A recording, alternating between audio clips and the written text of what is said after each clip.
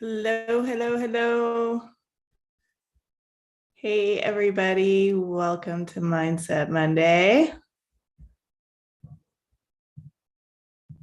Give it a second for things to kick in. All righty. Let's see. All right. Okay. We got things going now. Hello, hello, hello. So, happy Monday. It's a holiday here in Argentina, so it's like weirdly quiet today. It's very strange. This whole weekend has been like I think everybody just left town. All of a sudden, it's like, wait, what's going on? I woke up this morning and I'm so used to Monday mornings being like, it's the day my neighbor's gardeners come. So Monday mornings tend to be super active. And on the other side of me, there's a lot of activity at their house too. And today it was just like whoosh, nothing, complete silence. It's kind of nice. Today, I want to talk with you about kind of in a roundabout way. I've been thinking a lot about this, this expectation that we have that there is a straight line to success. And to success, and by success I mean either success in your painting, success in the work that you're creating, success in your process, like that kind of thinking. And I'm been thinking also a lot about the way that the right side of the brain interprets things versus the left side of the brain interpreting things. And these two feel very connected to me. So I want to talk about that. And I want to talk about how it all fits together, and this idea of living in black and white thinking versus allowing for shades of gray. So the right side of the brain, the way that it interprets things is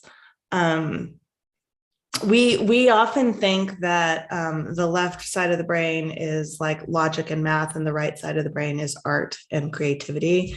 And it is so much more than that. And the so much more than that is what I am really, really fascinated with. And so my intuition, and we're going to get to intuition in a second. My intuition is telling me that this is where my personal growth is continuing to open up that dialogue to actively seek out and open up the dialogue between the left and the right side of the brain. And I sort of want to preface this by saying that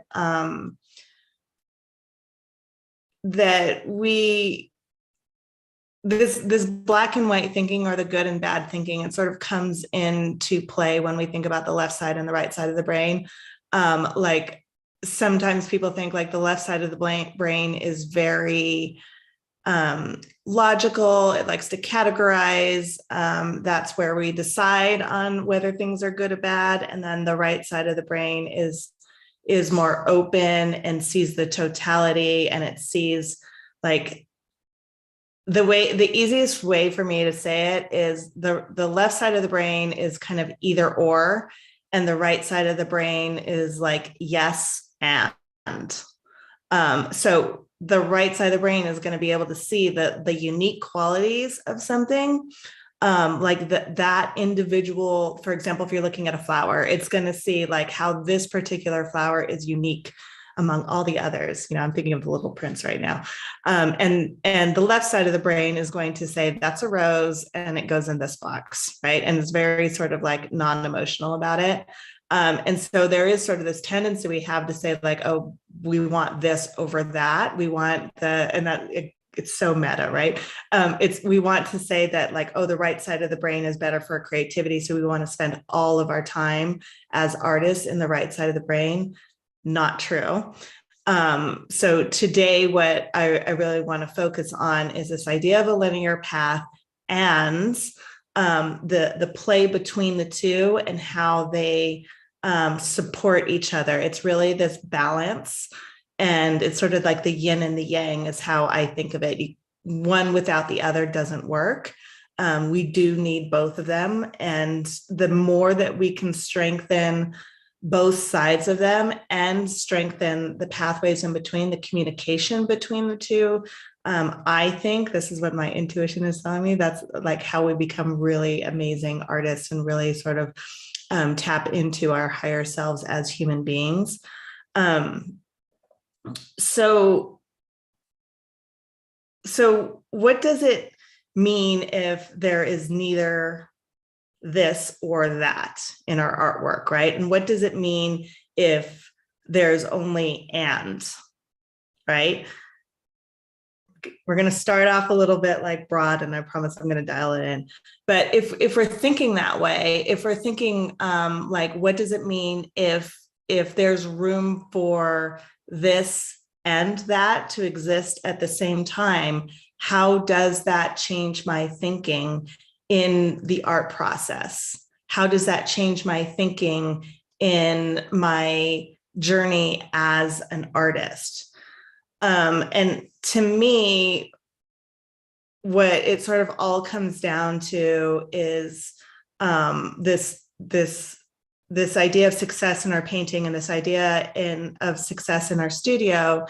It's trust, and by trust I mean trust in you, in your capacity as an artist at all times, that you know the right, you can trust yourself, you can trust your intuition, you can go down these like kind of side alleys with your vision and know that you're always going in the right direction. Okay.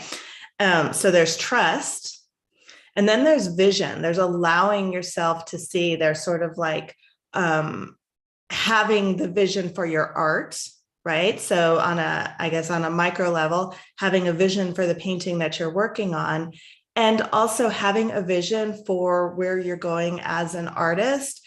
And that trust, these two are sort of like parallel, that trust that you are always headed towards your vision. If you're keeping if you have a vision and you're thinking about it and you're working towards it, that you may not always go in a straight direct line, but you're always headed towards it.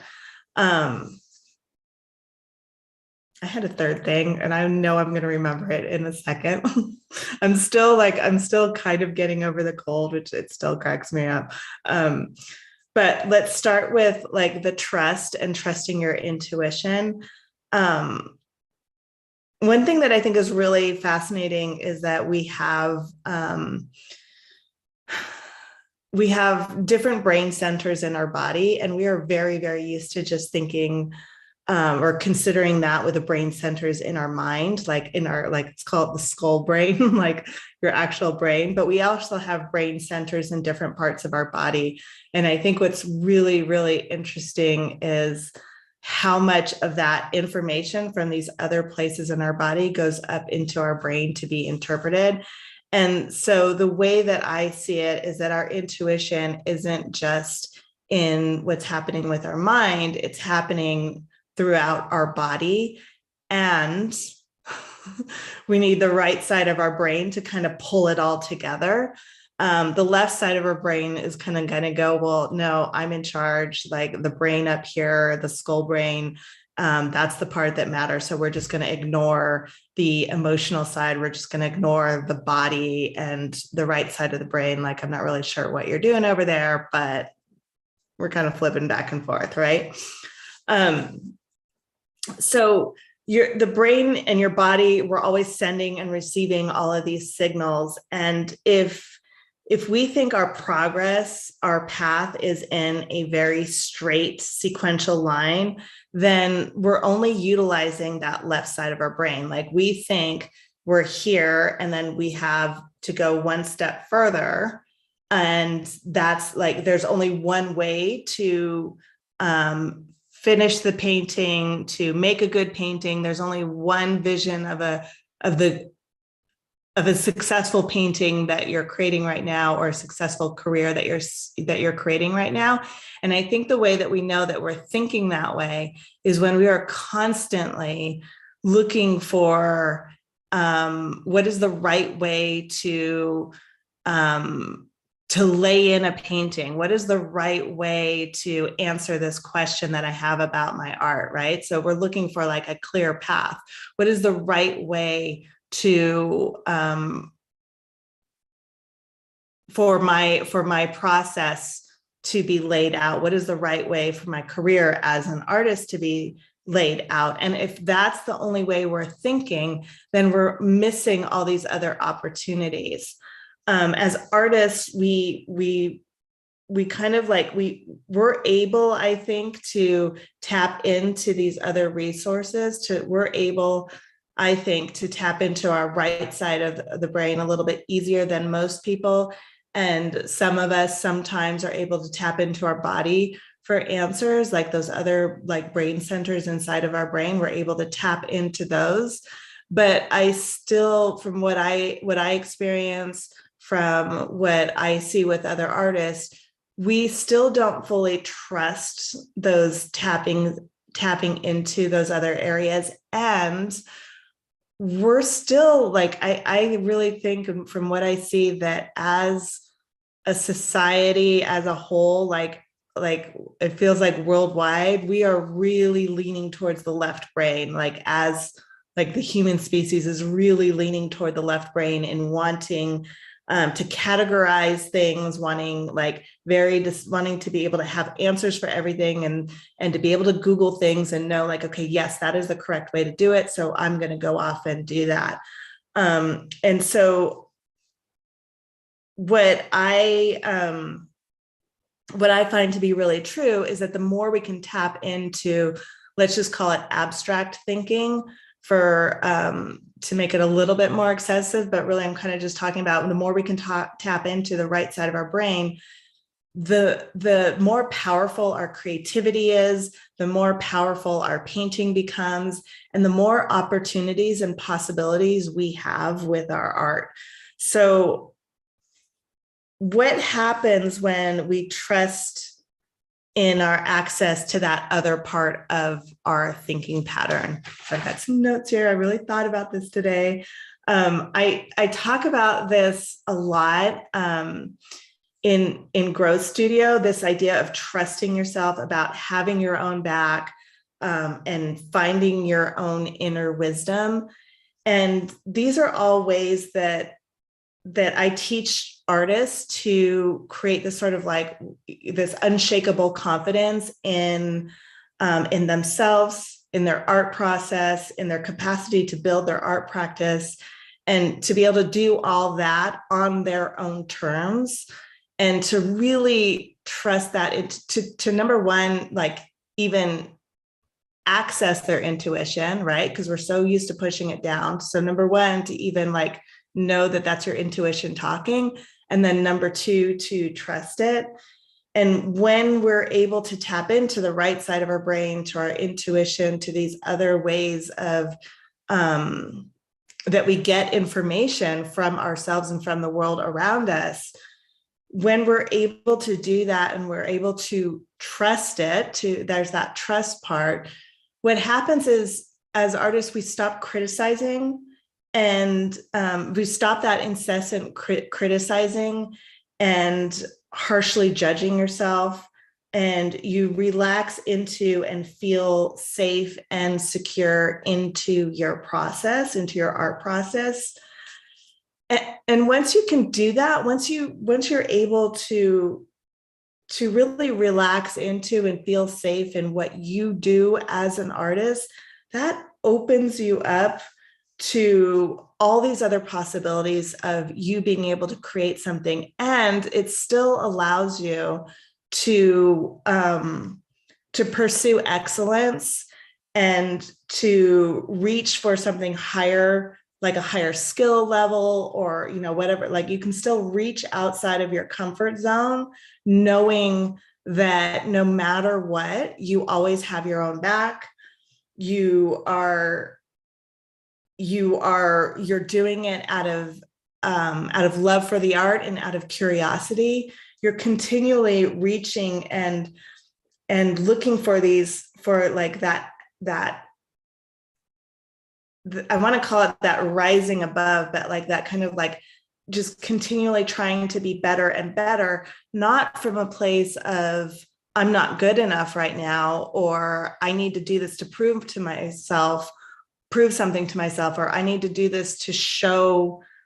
We typically don't even have a person in mind, but just to show them or to show yourself that you're a good enough artist, right? We're not doing it from that place.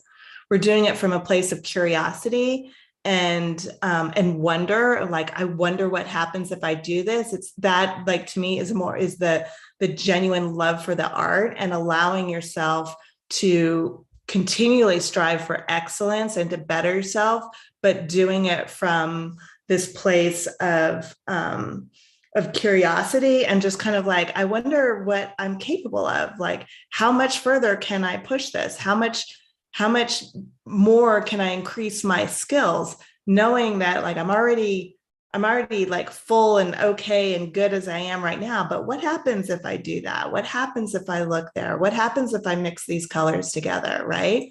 So different when we access that from this place of trusting yourself and trusting that intuition and having your own back always. It's so different coming from that place than, oh my God, I better mix this color right. What if it's not right? I don't really know what I'm doing. I didn't learn that, or I wasn't paying attention, or nobody told me. Like all those, like that kind of chatter, just like, wonder what happens if I mix cad yellow in that. Whoa, now what happens if I put it right there on my canvas? Whoa, right? Like that super interested, open to wonder and awe, which is that right side of your brain, which is that part of you that's like, yeah, I'm taking this seriously and I'm having fun. I'm playing with my art and I'm creating something that is challenging and meaningful, right? The right side of the brain is open to all of that, whereas the left side of the brain is just going to be like, okay, there's a splash of paint on the canvas, and no, it's not exactly the right hue, and also it's wrong. And then, by the way, what the hell were you thinking when you did that, right? So that's where like we need to kind of like open the doors between this dialogue where we're not so left dominant, where that's not the final word, where the right side of the brain is accessible, so you can access that wonder, that like, oh no, I did that because I was playing with X, Y, and Z. Like if the left needs an answer, if the left side of the brain needs an answer, we have that balance, and it's this constant dialogue back and forth, which is so much more like, it's the end, right? So we're not left in that judgment of this is good, this is bad. It's just like, what if this happens? And now I understand what this process is, and this is what I'm doing. And of course, we need the left side of the brain in order to increase that our capacity in terms of like the skill levels and our internal judgment. But it's balanced by the right side of the brain. If the judgment gets too, I just want to, I guess like the word I'm looking for is if it gets too powerful, then it starts to become very dominant and very hypercritical, because it's only able to see black and white, whereas the right side of the brain, it's only able to see A or B. I guess like if I say black and white to artists, we're talking very different things. It's only able to see A or B, whereas the right side of the brain has a more all-inclusive, seeing that uniqueness of the brushstroke and seeing like, how does it fit into the entire picture, versus super honed in and that sort of hypercritical brain. So when we get to this place where we're able to, like, when we really start to practice tapping into the right side of the brain and opening that communication up more and more and more, with this trust in yourself and with this trust in your intuition, you can do things with more, I want to say with more grace, I guess. Like you can hit the messy middle of your painting and not be worried about it or scared by it. You're just like, oh yes, this is what happens. This is what's supposed to happen. Now I get to make all these decisions. Now I'm still open to all the possibilities versus immediately judging the work and is it going to be good or bad, and on that linear path that I thought I was going to be on, I didn't anticipate this. I'm not really sure. I didn't see this coming, so it must be bad because it's not what I thought, right? It's not good as I had envisioned it, right? So it's really like this, like that back and forth is super, super important to maintaining the balance in your work and to keep the creative flow open. When you cultivate this trust in your own voice, and your own intuition, it sort of transforms the way you feel about your painting, and allows you to be open to these ideas of I can be serious about my work and I can have fun doing it. And you're not choosing one or the other. You're allowing both to be there. And that openness, that capacity to tune into curiosity, to tune into the experience of wonder and awe, those are all the right-brained experiences that we want to really cultivate, like actively look for ways to bring that into our work. Trusting your intuition is a very right-brained idea. It is being open to the totality of who you are as an artist and allowing yourself to make really amazing choices in your art and make other choices that didn't turn out the way you thought they might, right? Bad choices, to be able to do both of those in the painting and have it just not mean anything about you as an artist.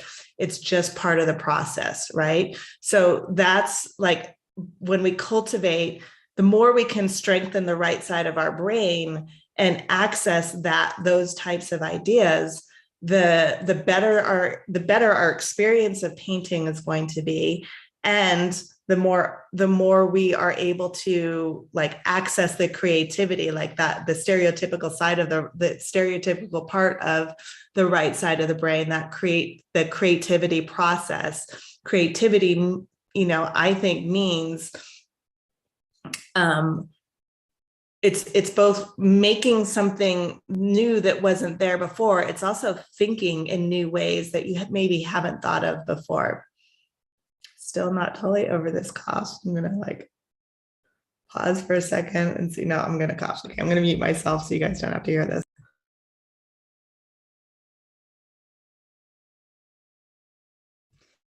Okay, so because you're allowing and you're cultivating this openness, you're bringing all that curiosity and activity in. So those are activities that don't call for categorizing or judging as either good or bad, like curiosity, exploration, wonder, that sort of like what if sensibility, seeing the whole and noticing the uniqueness of the moment that you're in while you're painting. Like that's an amazing capability, like knowing that right now at this moment is unique and it's never going to be repeated again, right? That makes it so, like the act of painting, like every part of painting, it makes it so special. And it's also very similar to what I did yesterday, but it just can't be this. It's not the same. It's never the same. So like interesting when you think of it that way, and to me it just really opens up like this idea of possibility, of seeing the seeing your creative process as something that does have some sort of a linear quality to it, but it's also very open and unique, and it's not, there's never like an exact way to do it. The way that I think it has helped me to really think about it is to sort of oversimplify and to help the left side of the brain out, right? Being an artist, like what we do like we make art and then we show it to somebody, and then we offer it for sale. Like those are the three steps really. And so for some people, like maybe those three steps aren't like, maybe you just want to create the work because you want to create the work and you're not interested in selling. And I think that's totally fine. I don't know. I think a lot of people are like, you're not a professional real artist if you're not selling your work. And I don't know if I really believe, I think there's room for both. I think it's an and situation. But this idea that you can, that there's that linear process. You create it, you show it, and then you say like, here's a painting, this is how much it costs, would you like to buy it, right? That's the linear process. However, in between, like if you think of all the different ways that artists paint, just that making art, like make the art, that part of it, there are infinite possibilities in that. And there are also infinite possibilities in the way that you as a specific individual show your work in relation to how everybody else might show their work, and how you might do that thing of making an offer of, this is my painting, here's how much it costs, would you like to buy it? Those are really the only three steps that we take. But it's never like 1, 2, 3. We're always like cycling back and going forward, going back, going forth. It's not a straight line. I think it's more like this zigzag that sometimes circles around. And I kind of think that's the way it's supposed to be. And the reason why I think that it's supposed to be that way is because that's how it is for everybody that I have ever talked to about their art. Like if you look at, like, it's so interesting to me when you really kind of take some of our thought processes and really check it against reality. Like we have this idea that it should be these are the steps that you take. And we, like a lot of us make it mean that we're doing something wrong if we don't hit every single one of those steps.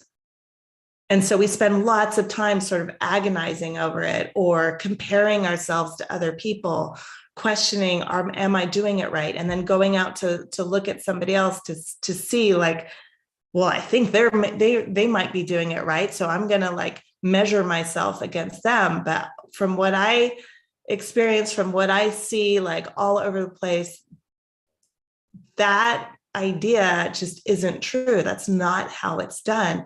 So what happens if we just let go of that and allow ourselves to create our art the way that we create, the way that our inner voice is telling us to create it, which does not mean, I have to emphasize this so much, it does not mean you give up, that you don't pursue excellence, that you're not increasing your skill. It doesn't mean any of that. It just means you have your own path to go, and you don't need to be measuring yourself against other people and how they do it. And it's the same thing with showing your art, and it's the same thing with selling your art, that you find the way that works for you, and